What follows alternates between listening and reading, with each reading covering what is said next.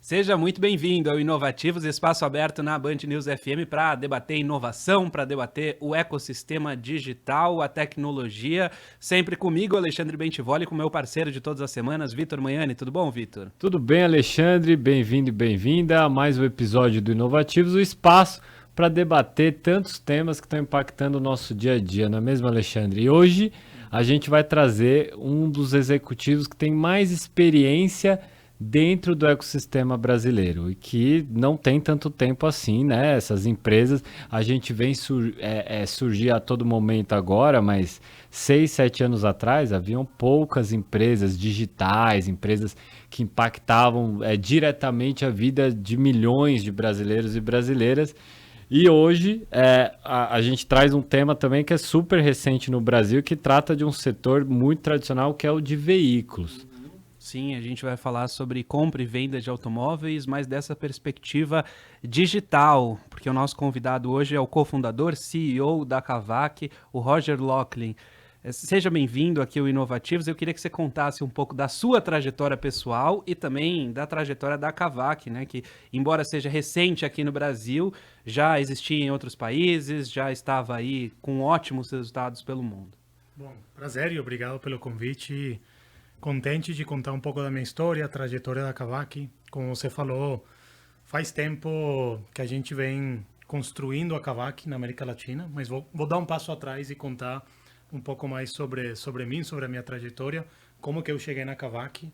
Sou venezuelano, saí da Venezuela faz já muito tempo, no ano 2009.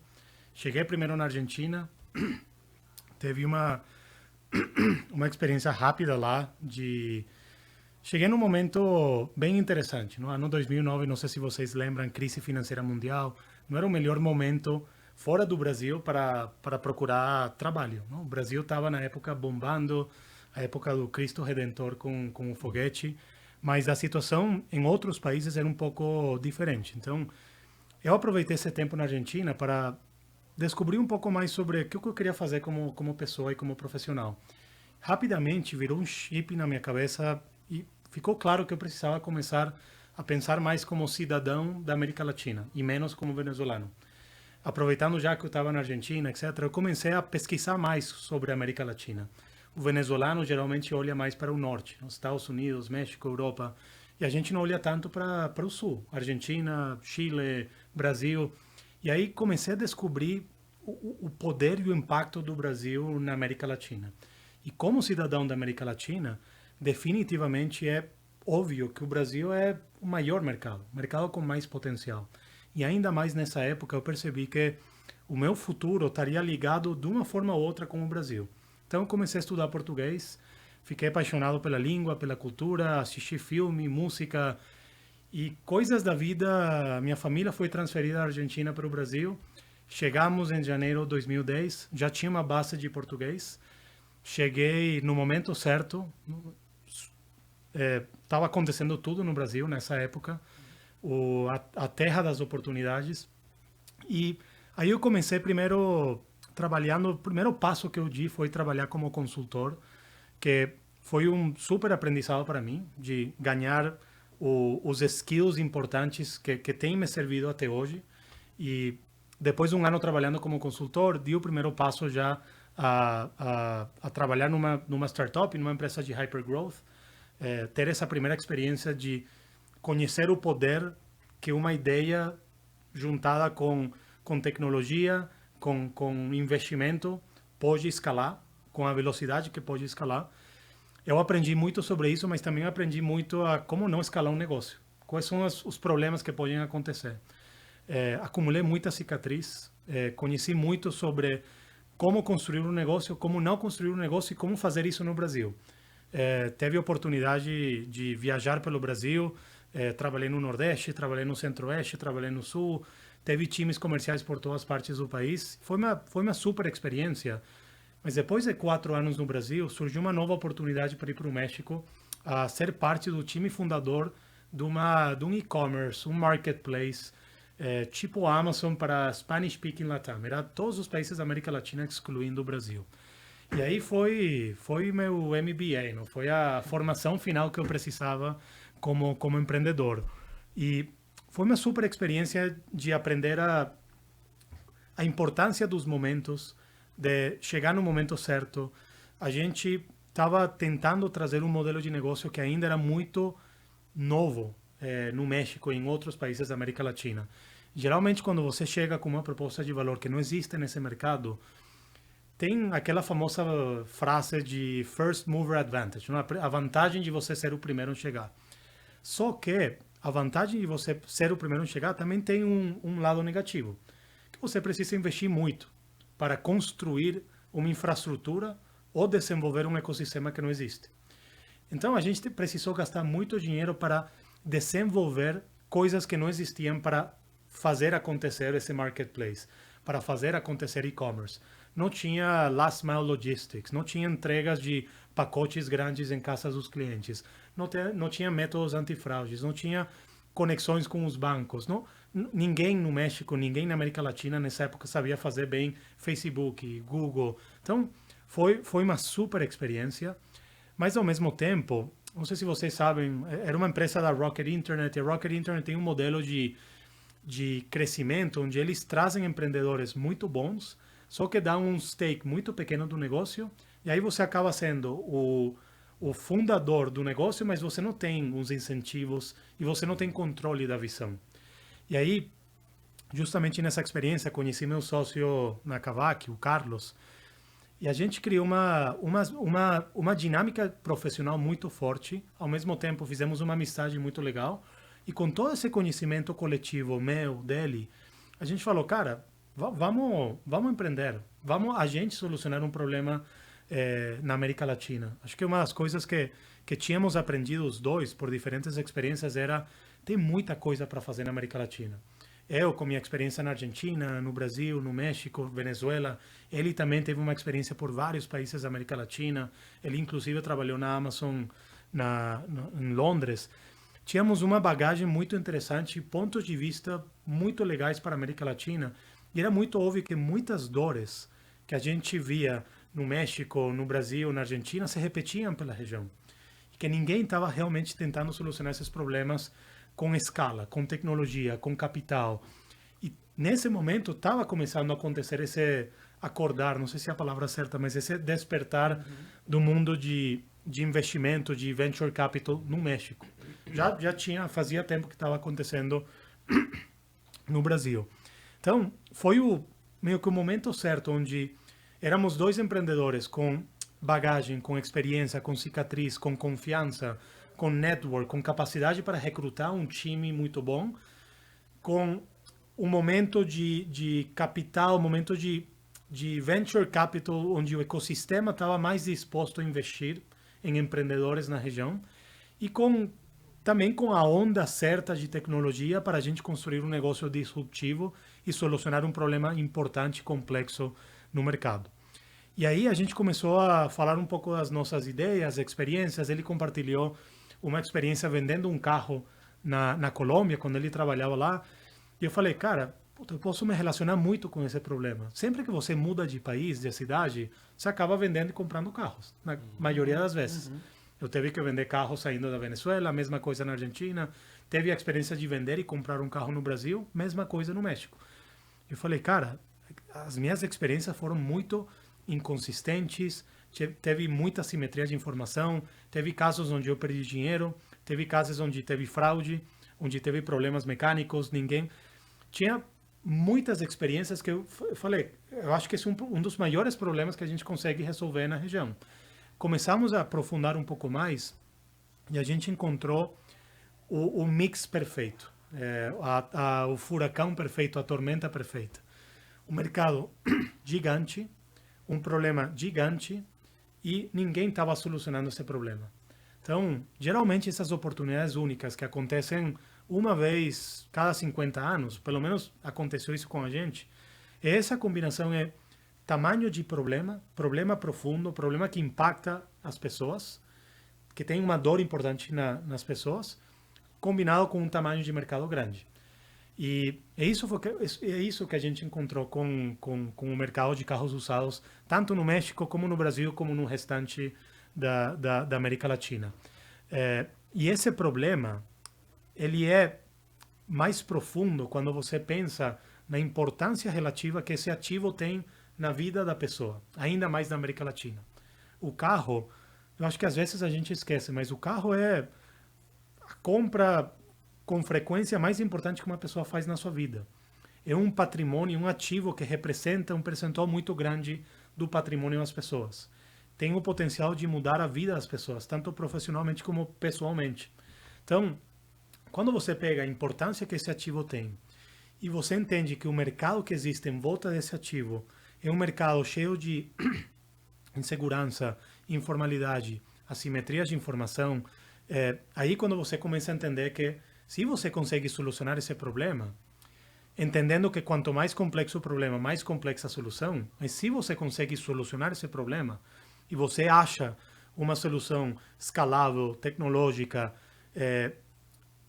o impacto é muito grande, porque acontecem duas coisas, e são duas coisas que qualquer empreendedor executivo vai procurar, já procurou nos últimos 200 anos e vai continuar procurando nos próximos 200 anos. Você constrói barreiras de entrada e você cria um product to market fit muito forte, porque você tira uma dor importante do consumidor. E isso gera um relacionamento muito forte entre sua marca, seu produto, seu serviço e seu consumidor. E é isso que todas as marcas, todos os produtos procuram, é relacionamentos de longo prazo com seus consumidores. Roger, você vem contando pra gente um pouco aí dessa tua trajetória de erros e também de acertos, o que para o momento atual que a gente está vivendo, tanto no Brasil como no mundo, eu acho que é a única forma de você realmente entender a dinâmica digital, que não é só o uso da tecnologia, mas a nova forma de pensar, criar os processos, a gestão das empresas. Porque a gente só está no começo dessa trajetória, né? A mesma academia, as faculdades não estão conseguindo e nem acho que devem acompanhar esse ritmo de transformação e de novidades, porque tem um outro método ali de análise, de pesquisa para chegar num resultado. Então, uma pessoa com uma bagagem, um histórico desse, é realmente um encurtador de caminhos. Mas meu ponto é o seguinte, a Kavak é uma das maiores startups da América Latina, né? Vale mais de $1 bilhão há muito tempo, salvo engano hoje está valendo um pouco mais de 8 bi de dólares. Começando no México, você pintou um cenário bastante promissor no Brasil, e é realmente, porque a gente tem uma cultura voltada para o automóvel, mas a gente precisa entender aqui um pouco melhor qual o papel da tecnologia nesse modelo. A gente viu, antes da entrada de vocês aqui, em outros setores, a tecnologia ajudando a encontrar o consumidor, fazendo o cruzamento entre a oferta e a demanda, né? Então, a gente viu segmentos inteiros se reorganizar em cima disso. Então, o iFood é um exemplo disso, por exemplo, para restaurante. Então, você tem uma série de questões que, em virtude do encontro da oferta e da demanda, se até consegue criar novos produtos e serviços com base nos dados que são gerados ali. Você tem isso para varejo também, está acontecendo isso para mercado. Qual é o papel dessa tecnologia, desse encontro de oferta e demanda no modelo de vocês? Eu acho que é um ótimo ponto. Eu acho que muda muito por indústria, por modelo de negócio. E vou explicar um pouco o que a tecnologia significa para a gente. Mas, principalmente, o que a tecnologia dá para qualquer negócio hoje em dia é a capacidade de você escalar. Tanto do ponto de vista de geração de demanda, de você realmente, através da tecnologia, criar uma experiência digital que faça com que você consiga chegar em mais pessoas de forma mais eficiente. E isso é fundamental, porque existem players no mercado brasileiro, mexicano, argentino, que individualmente possam fazer um ótimo trabalho vendendo, comprando carros e oferecendo uma experiência boa para o consumidor. Mas na hora deles tentar escalar essa solução para milhões de consumidores, aí é que fica o problema. E aí é que, quando você olha para o mercado de carros aqui no Brasil, faz 50, 60 anos que realmente não mudou muito dessa experiência.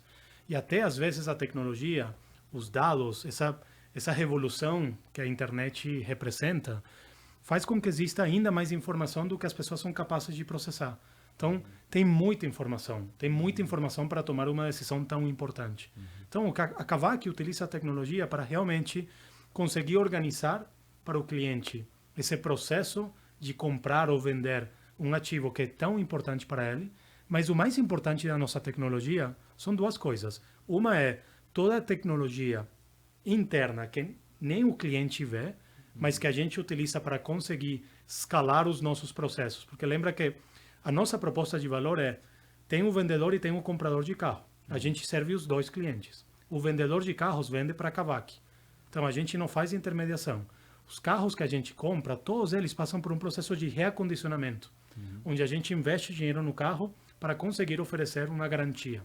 São carros certificados, curados pela Kavak. Depois disso, tem todo um processo onde a gente acompanha o cliente no ciclo de vida dele sendo dono do carro, através de um aplicativo, onde qualquer coisa que tenha a ver com o carro, a gente vai e soluciona para o cliente. Então, a gente está criando um ecossistema onde o carro ele é a porta de entrada para a gente criar esse relacionamento inicial com o cliente. Mas a nossa visão de longo prazo, o que a gente quer construir, é um ecossistema que serve esse cliente, que está preocupado em melhorar esse relacionamento entre o carro e o cliente. Esse relacionamento, essa jornada que existe entre a jornada do próprio carro, a jornada do próprio cliente, como é a intersecção quando isso acontece. Então, a Kavak não é uma empresa de carros, é uma empresa de dados, de tecnologias, de experiência do cliente. O carro é a forma em que a gente cria esse relacionamento inicial com ele. Então, a tecnologia é toda para a gente, mas na América Latina, a tecnologia é apenas uma parte importante do que você precisa construir para servir teu cliente. O que a gente percebeu foi que, como eu falei anteriormente, quanto mais complexo o problema, mais complexa a solução. Então, não é simplesmente trazer uma tecnologia para você conseguir fazer isso. A gente precisou construir um negócio que é intensivo em capital, intensivo em infraestrutura e intensivo também precisa de muitas pessoas para a gente executar a nossa visão.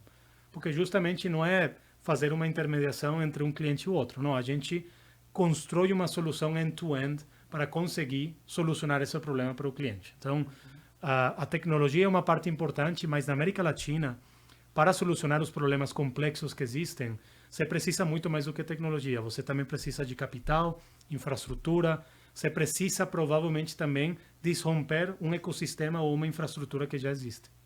Você falou um pouco dessa tecnologia, dessa infraestrutura, desse pessoal que vocês disponibilizaram para criar as condições para poder trabalhar melhor esses dados, para conseguir oferecer um serviço diferenciado.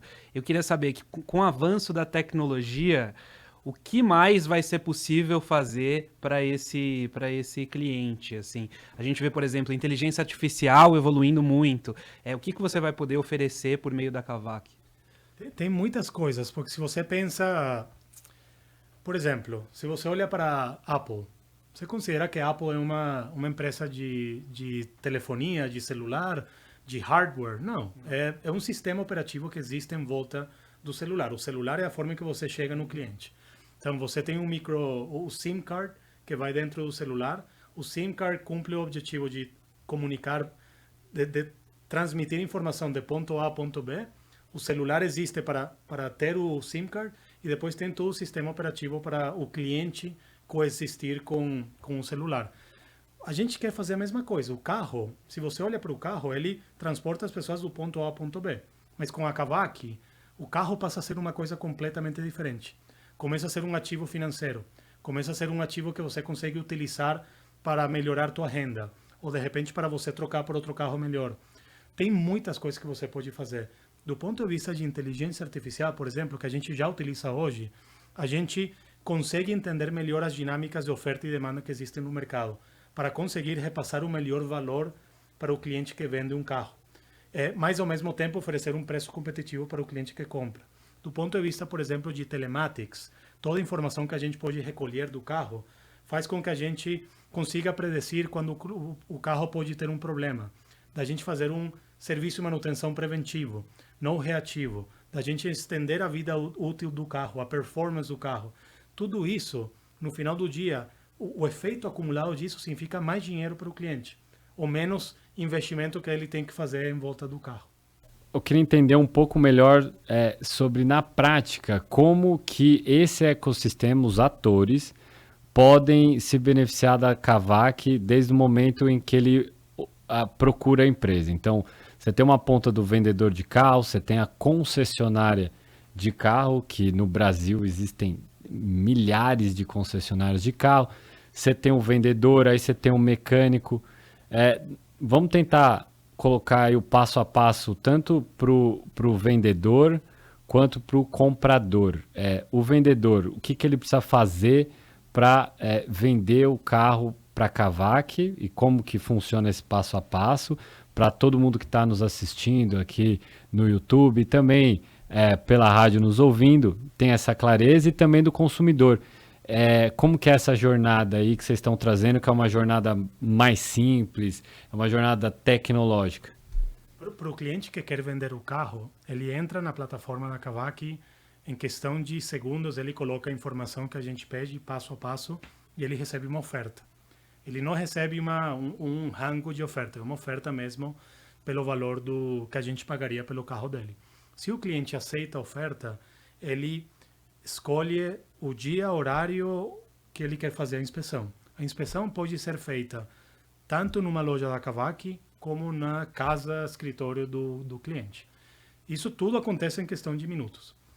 Daí, a gente faz a inspeção, que a inspeção pode acontecer numa loja da Kavak ou casa do cliente. A inspeção demora mais ou menos 40 minutos.